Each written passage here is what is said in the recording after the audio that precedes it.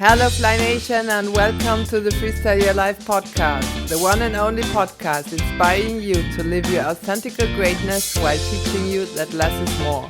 I'm your host, Aneste Kaller-Zimmermann, and I'm on my mission to help you to be the hero you were meant to be and to live what you came for in life and in business. Remember, the quest we came here for is to discover our true nature, explore our potential and share it by living. Fly Nation, I have Todd Palmer with me today, and I'm happy to announce him. He's a thought leader, he's a CEO, he's the author of the new book, The Job Search Process, and you are helping job seekers to find their next job opportunities and to ease this process, which can be really tough. And you are an executive coach and a podcaster also. So this is so much you're covering, Todd. So I would love to start with authenticity in this field here. You're a keynote speaker also, so I did not mention that. And what I found by preparing here was you have an article, Fail Forward into Success. That's amazing, right? Because this is especially for entrepreneurs here, as we both are.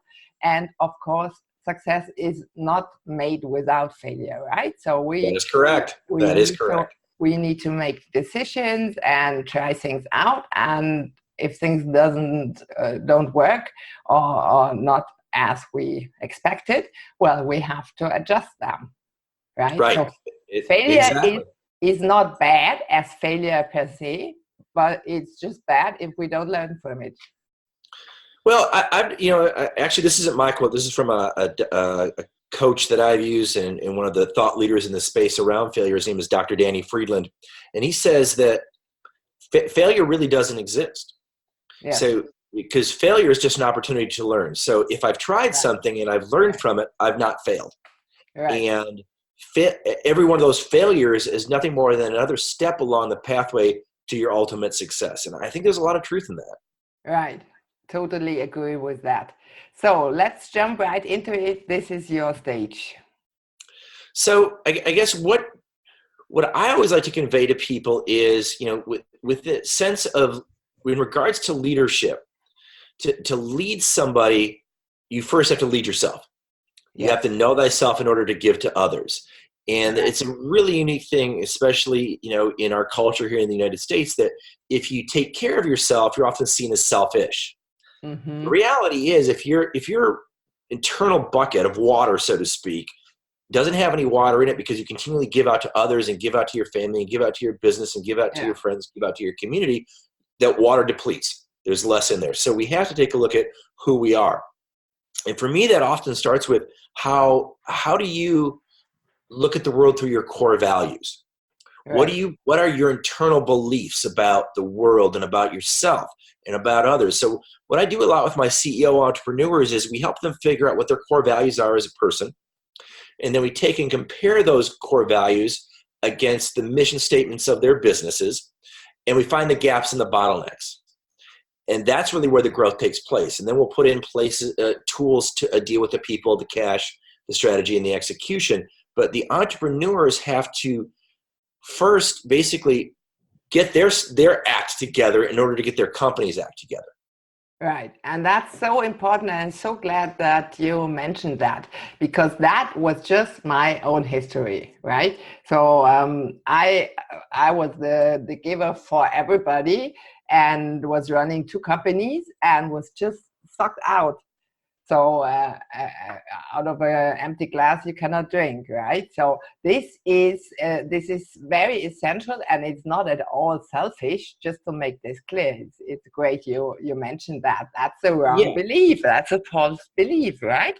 Well, and I think specifically, I think to speak to your personal experience, I think specifically the women of our society are taught to be such givers. It's a societal challenge on top of an entrepreneurship challenge, because let's be honest, in most homes, it's the woman is the matriarch. She's the leader of the family most often, not always, but most often.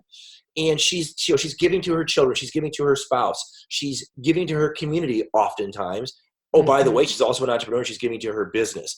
There's only so much of you to go around. So I have a great admiration for people with your story. Right.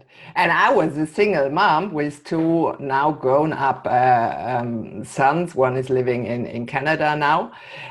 But I really struggled a lot because being alone, responsible for everything here, was just not possible. So I was a multitasking genius to handle 7 things at a time.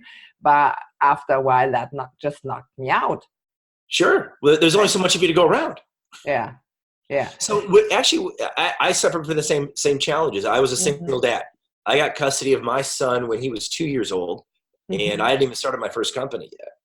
So it's definitely a challenge. And I really figured out that there's only so much we can do well. And the goal is to do more of what we do well, and to either delegate, outsource, or optimize the things we don't do really well. And when I talk about entrepreneurship, oftentimes I'll be invited onto programs like your podcast today, based upon the success the businesses that I've owned have had.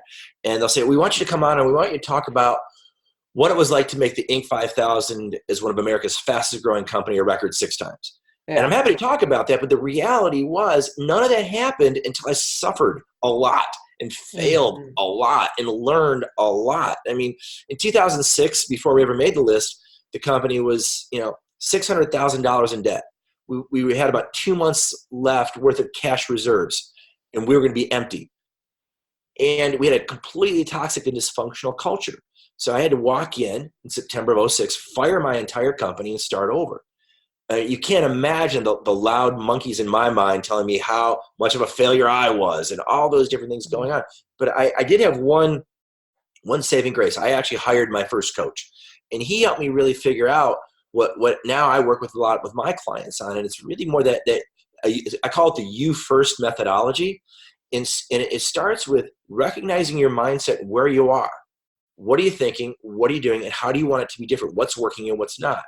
Then what I would do with my clients is help them set an intention versus an expectation. An expectation is so rigid. It's win-lose, where an intention is flexible. It's pliable. I tell a story about one of the most successful female entrepreneurs I've ever run across, Barbara Corcoran. She's on Shark Tank now. And she had some great intention experiences versus expectation. Learned a great deal from her story. Then, once you have that intention, whether your intention is to grow your business, whether your intention is to grow your family, work with your family, then how do you create a strategy around that intention? Then how do you take action on that strategy? And then what's the feedback from the world? The feedback could be from Wall Street if you're a publicly held company. Feedback could be from your staff in your small business, your bank. The people who sit at your kitchen table can give you a lot of feedback. And then how do you learn from that? And how do you pivot? How do you change? How do you manifest a greater destiny to create that life by design? And that's really where that flywheel effect starts taking place. And you do it over and over and over. You're learning. When people get this failure mindset, they fail and they stop. The you first methodology keeps you perpetually moving forward. Right. I even didn't mention that you made the list there 6 times in a row, and I even couldn't figure out that you were in that before. So that's amazing. Well, and I was really fortunate. I had a great team with me. I had people who cared deeply about the business. And what I found is the people not only cared about the business, but more importantly, they cared about themselves as a group. We used to hire a lot of people when we first started who had recruiter experience, human resources experience. Our business was Diversified Industrial Staffing. It's a recruiting company where we place skilled trades professionals around the United States. But I found that when I hired people with the recruiting background or the HR background, I was unteaching a lot of bad habits, and I was hiring them more for their resume. We discovered that the real tipping point for the business was hire people who are good people. So we came up with a methodology called hire for DNA, not for resume. And we hired people who worked in restaurant and retail and in medical and all these different categories and taught them to be good recruiters. That changed the entire dynamic, which allowed us to have that great track record run of success. And I think that's so essential, because not only for the employees looking for a great job that really fits them with their talents and brings them into their full potential, but we also need employees that really go for the company, right? That feel their values inside there. So I just saw on your Facebook profile the new client. Maybe you want to mention something Oh, about yeah. that. These guys are insane. Oh, my That's a gosh. I'm so great glad you mentioned them. example. So, yeah, so my coaching business and advising business, Extraordinary Advisors, our theme is we want to advise you to create an extraordinary life as an entrepreneur or CEO. That's really what we do. Mm-hmm. And I got to refer to this company. These guys, they blew me away. It's a young construction company. They've been around less than 5 years, and they're growing at a rapid rate. And they're young entrepreneurs. This is their first businesses. This is all of them. So they're young people, and I go in and meet with them, and they're all fired up, and they're running around, and they don't have a lot of processes, don't have a lot of systems. And I'm kind of watching them, and we're talking about maybe me working with them and how I could add value. And one guy's really a lot of hand gestures, a lot of motion. He's very passionate about the business. Mm-hmm. And I look on his arm, and on his right arm is a tattoo. And I said, tell me about your tattoo. He goes, oh, this is the logo of our business. And he goes, all the leaders on the team have them. We are that committed. And I'm like, oh, I can totally work with you guys, because you guys have that passion. You have that care. And so I was telling him about the Harley-Davidson story, about how a lot of Harley-Davidson employees have the Harley-Davidson logo tattooed on themselves. And they're like, yeah, we heard that story. We're totally in agreement. We're all in. So help us. That is such a powerful group to be around, because they care about each other. It's very much almost like a gang mentality in the very best sense, that they're going to champion this business forward, and they've recognized they've reached the ceiling of capacity. That's where I come in, and I'm going to help them. But their passion for wanting to do things as a group, where it's kind of like, they call it fly or die. Like, we're all in this together, and we're going to find our way through this. They've recognized they've reached that capacity. They need to bring in an outside resource like myself. And we start working together at the end of this month, and they're going to be a challenge, because they're so passionate and they're so sales focused. We're putting the proper processes and systems are really going to support that business. And I think they're going to do some great things. But I would bet they are not stoppable, right? If Well, they they are are committed like that.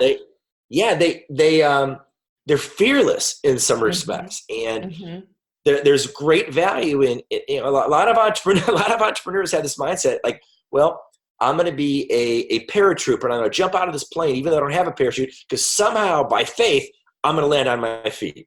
Well, these guys have at least figured out, like, well, that's our mentality, but we need someone to kind of make sure we land safely, and that's what I do for them.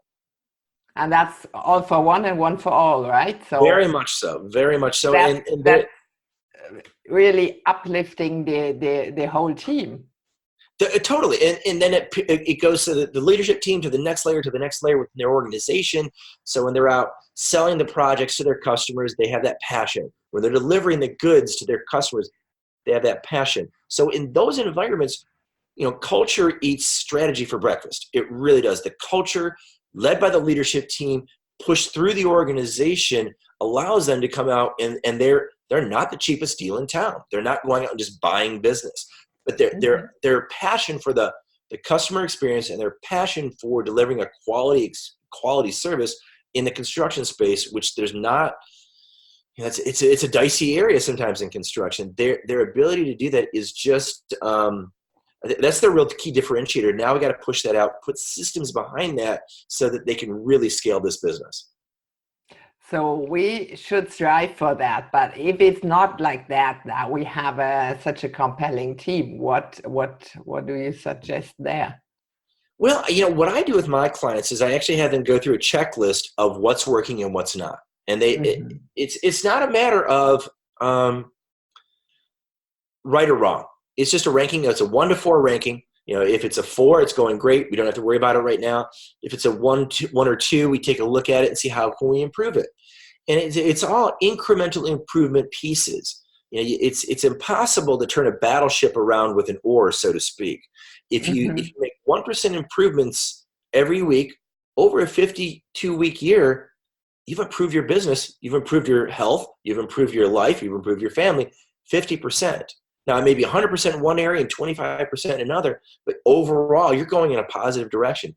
It's those companies that I see that are so afraid to make change. They'd rather, it's business as usual, same as it ever was, that seem to really get stuck in their own way. And how do we help them get out of their own way so they can get to those other places? And I'm telling you, it's 99 out of 100 times it starts either with the key executive leadership team, or often it starts with the CEO or the entrepreneur, and getting them to move in a different direction, and the others will follow. It's the same personally as in business, right? If so often we are just standing in our own way and we cannot see the path because we are too close to it, right? So we need somebody from the outside to have the eagle perspective and to watch it, and like you come into these companies and immediately you make some shifts. I think it's essential not to change all at once, right? Because it might be overwhelming for the for sure. And for the team also. So they don't know where to go, and they are not present nowhere. But to make the changes is, But we try to avoid it and the fear of the unknown and everything. That doesn't lead to success or growth, right? Well, and the reality is too. And so, I run into this with my clients. They'll say, well, so if I get rid of this set of problems, everything's going to be great. It doesn't work that way. You get rid of this problem and you're going to trade this problem for that problem. You're going to upgrade your problem potentially. You're going to change your problem. But if you fix something, in your sales department, you probably will create a problem in your operations department. It's like I heard a great analogy the other day. Someone was talking about, well, I want to lose weight. So in order for me to lose weight, I have to eat better, eat healthier, and I have to go to the gym. That'll solve my weight problem. Yeah, it totally will. What it did for him is it created a schedule problem. He had to figure out, when am I going to go to the grocery store to buy the proper food for the proper nutrition? When am I going to get to go to the gym and build that into my schedule now, because I'm a pretty busy executive? So all I did was trade the weight problem for a scheduling problem. But if you're upgrading your problems and getting better problems, I think health is key. If you can address your health, you're going to be in a better spot. So what do you suggest? Well, in that case, what I talked to him about was, I said, what's most important to you? If we're looking back in your journey 10 years from now, what do you want to accomplish? And his biggest driver was interesting. He's a brand new grandfather. And he goes, I want to be around for my grandkids. He goes, I can leave them I can leave them millions of dollars, but I want to be here for them. I have to address my health. So what we did is we did an anchoring exercise where we anchored in his behavior to what his primary driver in life was. And his primary driver in life was, I want to be a great grandfather. I want to enjoy these experiences with my grandchildren. And I can only do that if I'm here. So that's what we talk about. When we have a coaching call, we talk about, all right, he reports it. The greatest thing is that he reports in about his business and how it's going. But he also now reports in about his health and reports in about his family. And so we now have taken it from a coaching relationship just about business to him. It's a holistic approach, because wherever the entrepreneur goes, that's where their business goes. And there's no such thing as work-life balance. I've never seen it work. It's always work-life integration, especially as an entrepreneur. I'm sure you can speak to this. Wherever you don't ever you may leave your office, but you don't always successfully disconnect from your business. So how do you integrate that so that you lead a life by design as much as possible? Right. I'm so glad you mentioned that, Todd, because I consider it really like that. We are both sitting here or doing whatever, right? We're the person, Todd, and we are the business leader, Todd. So we are all at once. And we're not separated in half, and now we're doing this and now we're doing that, right? So we as entrepreneurs, we are sort of always in business, right? We're not 9 to 5 coming home and putting our head down and no interest for nothing anymore. So we are always in the business here, and we need to integrate it. right? So, and we need, of course, to do a work that we love. So, well, of course, it's so key especially when it comes to the integration of your family life with your professional life. A lot of that requires proactive conversations at the dinner table, proactive conversations with your children, proactive conversations with your spouse. And I can speak from experience to this. I had a client call me on Christmas Eve. There's a state of chaos, some big problems. And he sent me a text. He says, "Hey, can you talk?" And I said, "Absolutely." Went to my family on Christmas Eve and said, "Listen, I have to take this call. It should take less than an hour." And I got a little pushback from the family. I said, "Well, you guys got to understand, we wouldn't be out when we were on vacation." I said, "We wouldn't be on this great vacation if I didn't have great clients who help take care of our family. And as we've talked about, sometimes I have to make myself available to them when they need me. And sometimes that's not going to be convenient for all of us. And this is one of those times." And it was a really interesting conversation because it was such a great learning opportunity for my family to see how I interact with my client. So I go and have the call with my client. We took him off the ledge. We come up with some quick strategies. He does some quick executions. I get a call the next day on Christmas morning, not from my client, but from his wife. And she says to me, "Thank you so much for taking time away from your family so that my family could have a great Christmas morning. He was 100% present for the kids. We had a great time. And we know we couldn't have had that if he wasn't able to clear his head and talk to you and then deal with his issue." I shared that with my family at breakfast that morning. They said, "Oh," they kind of, that light bulb went on, like, "Oh, that." Often our kids don't know what we do for a living. Often our spouses don't always understand what the impact and the value we can provide. So that was a really great learning opportunity, not only for my client, that he knew I was going to be there. I was going to walk that path with him like I promised him I would. It built immense trust between us, but also for my family to recognize, wow, this is important work that he is doing. And sometimes we have to sacrifice some time with him so that we can enjoy these other times with him. Because sometimes we'll go to the zoo in the middle of the day, middle of the business day, because that's when we can do it. So why not? There's that work-life integration right in practice there. So this shows our commitment, of course, and it shows also that it's necessary to communicate, right? Because our family, like kids and spouse, they might not have the oversight here, what we are exactly doing here, right? And why exactly it is necessary now, and this could be prolonged, right? Well, it's crazy because and a lot of my clients say this, I've told my staff this thing 3 times. The data shows you've got to say something a minimum of 7 times typically for someone to really take it in. They may hear it and they may understand, but for them to really, especially the key issues, to absorb them, it takes 7 times. So client says, "I've talked to my staff 3 times. You have 4 more times you have to talk to them. Then they're going to finally get it." Going back to my story, I told everybody in my family, this is how it works. This is the work I'm doing. This is how it's going to be. But it hadn't, until it actually occurred and it became a reminder for them and an experience that we've all shared.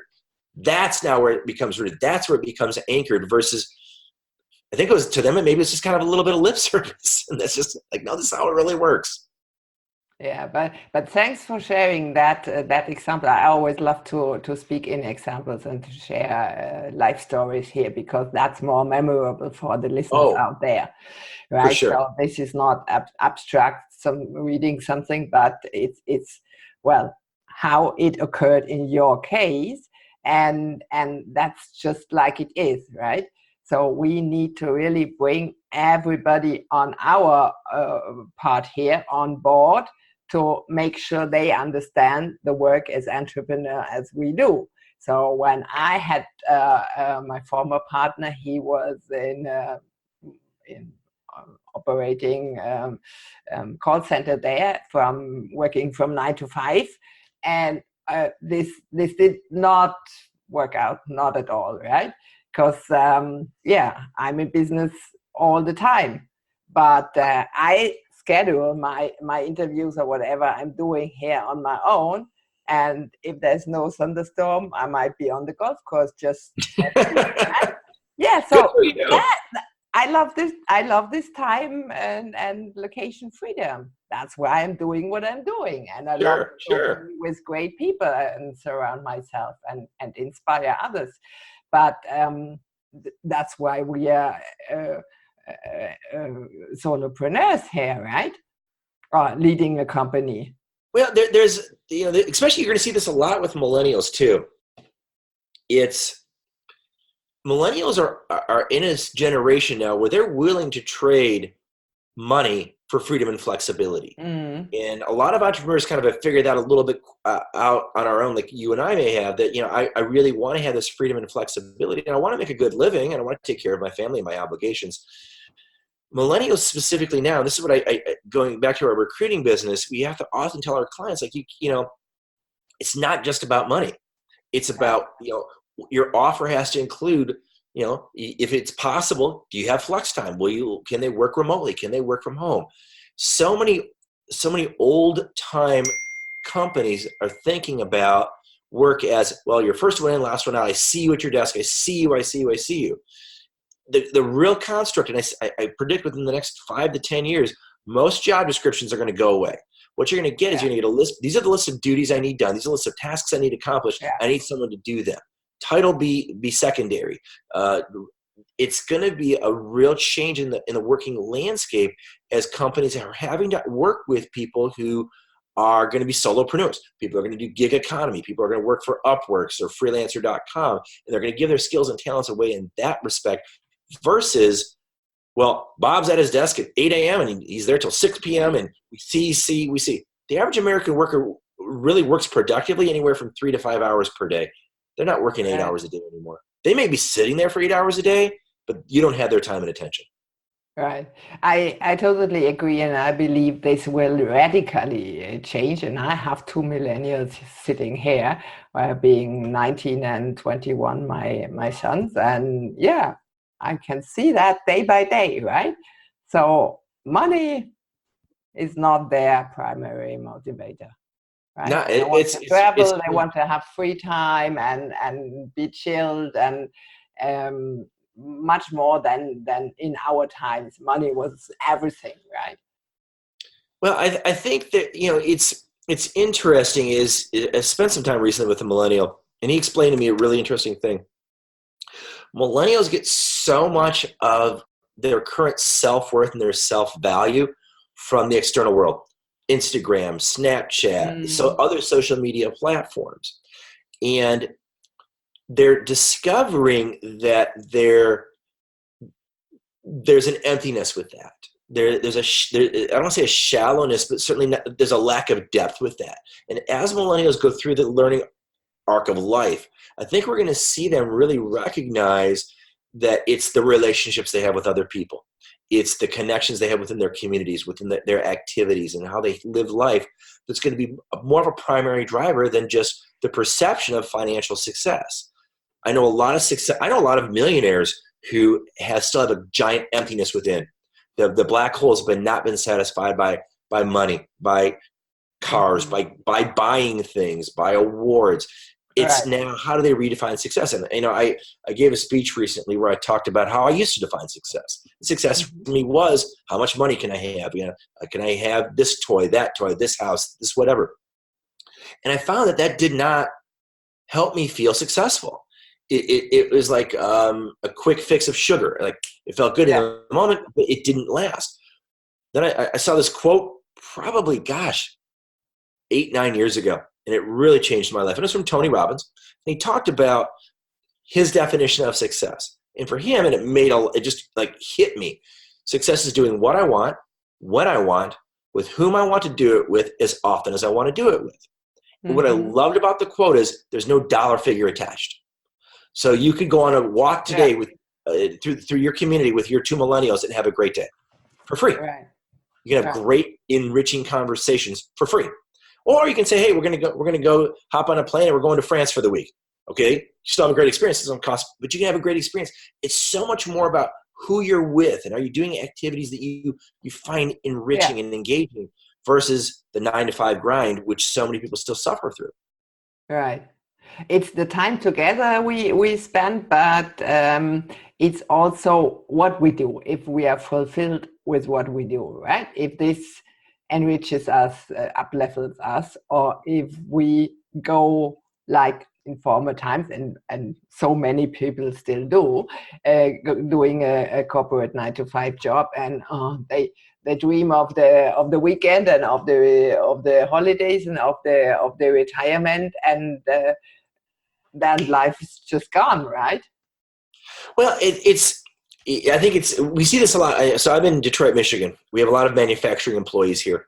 Mm-hmm. And they'll often talk about, when I retire, then I will go do this. When I retire, I will go do that. And it's almost like, when I retire from this job, I will start living my life. And what they discover is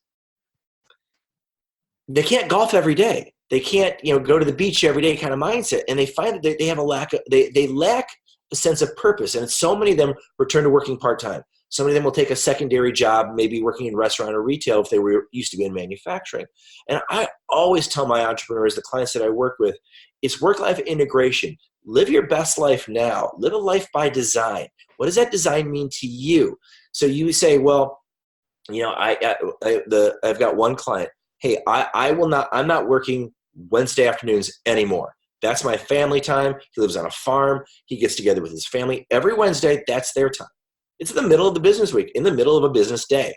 He goes, this is important to me. This is what is, I'll give up some time on Sunday. I'll give up some time on Saturday. But this time is sacred to me. So he's living his best life now. That's so key, because tomorrow's not promised. Tomorrow's not promised. Right. Once, time we cannot get back, and energy we cannot get back. We can you people listening today may be freaked out by this statement, but you can always make more money. You cannot make more time. Right.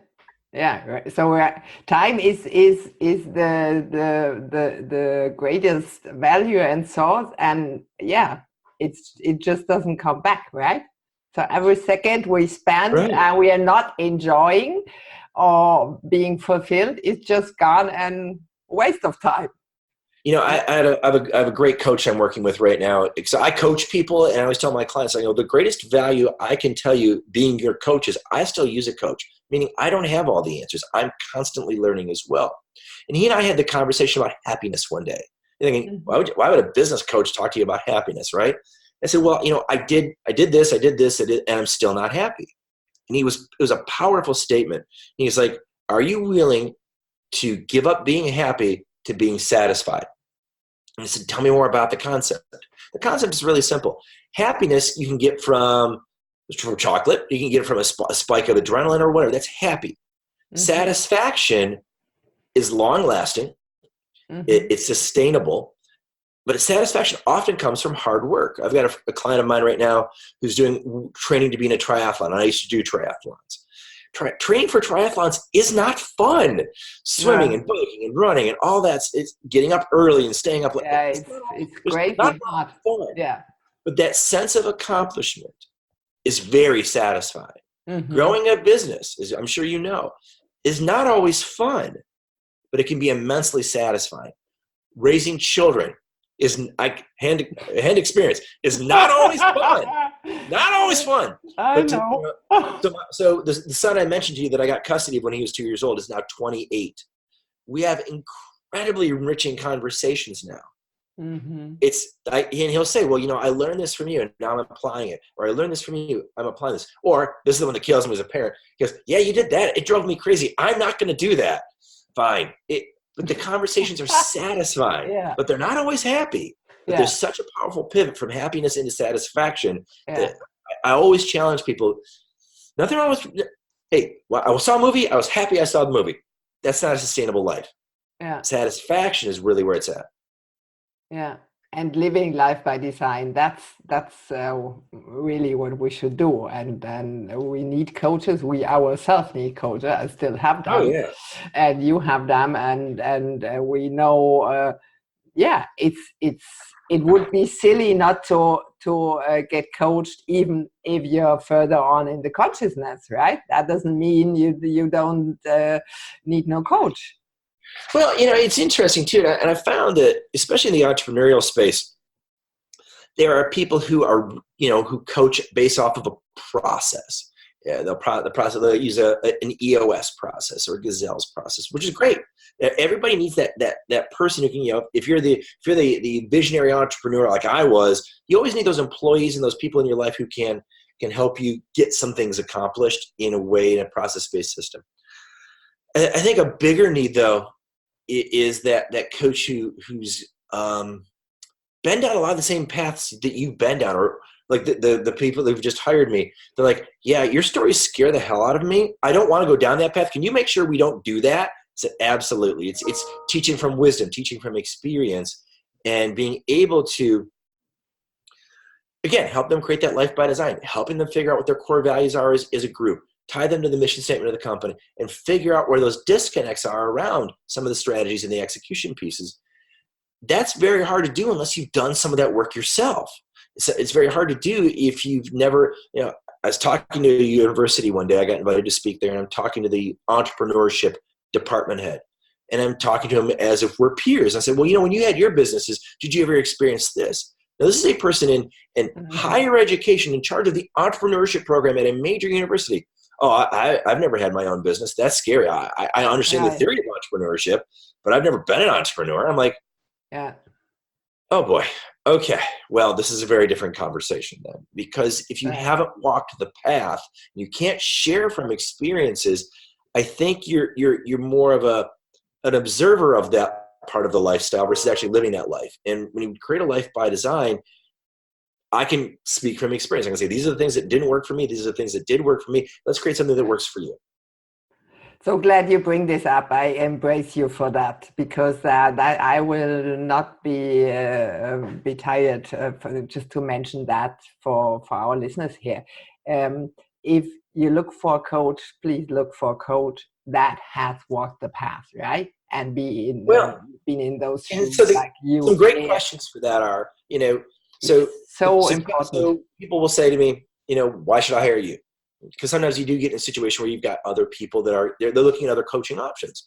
And the reality is this: one, every coach is an acquired taste. Every relationship is an acquired taste. And you've got to find someone you're going to gel with and that you can work with. I always tell my clients, part of my job is to make you very uncomfortable. Mm-hmm. And I do that by asking you very tough questions. I don't judge you. I don't shame you. And I'm not going to guilt you. I'm not your parents. My job is to get you to do what you say you're going to do because you said you wanted to do it. If you don't want to do it, then just tell me I don't want to do it anymore. And that's okay. But I'm going to ask you very difficult questions. My clients, I have a client that I'm trying to get them to give me a video testimony of this statement because it kills me. I said, what do you like working with me best? He's like, he goes, the thing I love about you the most and the thing I hate about you the most is how uncomfortable you make me. Yeah. I hate it when you ask me these questions. I hate it when you hold me accountable, and I love you for it because you always take me through the journey and you get me out of the weeds and into a better place. He goes, but when I'm in that, sitting in that uncomfortable, you seem like you're good, Todd, and I'm suffering. I'm like, because we'll be fine. We will be fine. It's turbulence in the air. We will land the plane safely and on time. It will be okay because I've been there. So has your coach been there? Has your coach, do they drink their own Kool-Aid? The worst thing is to work with somebody I find it very difficult to work with somebody coaching around the business space or entrepreneurship space who've never put their own money into the game, who've never had their own business. Yes. And there are a lot of people who are prescriptive, and there are a lot of people who I've worked for a company, but I've never owned my own business. It's not that they don't add value, they just add a different value. So as a consumer of coaches, you have to understand what you're looking for and what's important to you. I've got friends of mine who they're great friends. I would be a terrible coach for them. They don't need what I do. I've got one friend who just referred me to somebody. He goes, I knew you were exactly what they needed because I could see the pain they were in because that's the pain you used to be in. And I told them that you would come from an experience share perspective.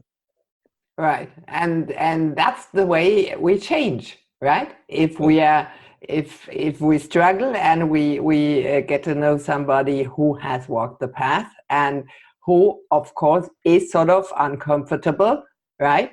So mentorship doesn't mean to be comfortable in holidays, but if you get the right mentor, that will really up-level your life. Right? Well, the great thing about a coach is, I think we should interview our potential prospects as much as they interview us. So I have had people, I spoke last year in Mexico, I spoke last year in Toronto, and I've had people who came to the speech because they promoted it. Like, we're going to talk about failing forward into success, how he went from $600,000 in debt to making the EP055 6 times. That's kind of the marketing round, which is fine. And they always come up to me afterwards. I want to work with you because I want to make the Inc. 5000 6 times. Mm-hmm. I have to dial them back to help them figure out if I'm really good for them. Because if that's all they want is they want to attain a goal or an award, I'm not the coach for them. If I run into somebody who says, you know what, the struggles you've talked about and how you overcame them, that really resonated with me. I struggle too. And I want someone to help me so I can struggle a little bit less. I'm probably a much better coach for them. I reached the ceiling in my business, and I think the barrier to our company growing is me as the CEO. Can you help me? That's where I will shine. That's where I will add the most value. Right. If someone just wants to grow a business to make more money, and that's the only reason to do it, I'm probably not for them. If they want to grow a business to make more money because they want to give back to their employees, they want to give back to their community, they have some philanthropic endeavors, and they're willing to grow themselves as a CEO, then I'm a great fit. Yeah, that was great to mention that. We are nearly at the end of our time, Todd. That went so quick. So did we cover everything you wanted to cover, or did we forget something? No, I thank you so much for the opportunity. Did you say everything? We cannot. You did so much, and you're so amazing. So thanks so much for being here. Of course, we cannot cover. Oh no, thank you for inviting me onto your show. Cover everything here in this short amount of time, but it was amazing. And thanks for sharing your wide wisdom here with us. Thank you. Okay, have a great day.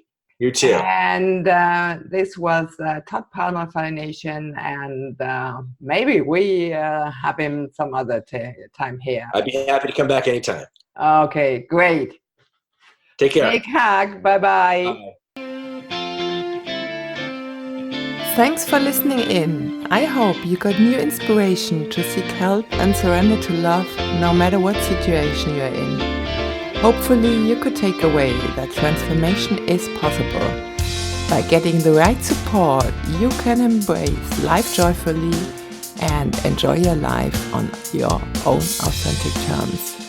Please rate and review the Freestyle Your Life podcast on freestyle-your-life.com/podcast if you like today's talk, and make sure you qualify for the amazing I Love to Fly podcast giveaway by subscribing and referring 3 friends to the Freestyle Your Life podcast. All experts and myself are happy to assist and support you. Just reach out to us. Thanks for joining us today, and don't forget to tune in next Thursday and listen in to your next inspiration on how to freestyle your life. You will learn another priceless shortcut on how to break free and restyle your life on your own authentic terms. Becoming authentically you will ease your life and business. Remember, Fly Nation, break free and fly. Looking forward to talk to you next Thursday. Bye.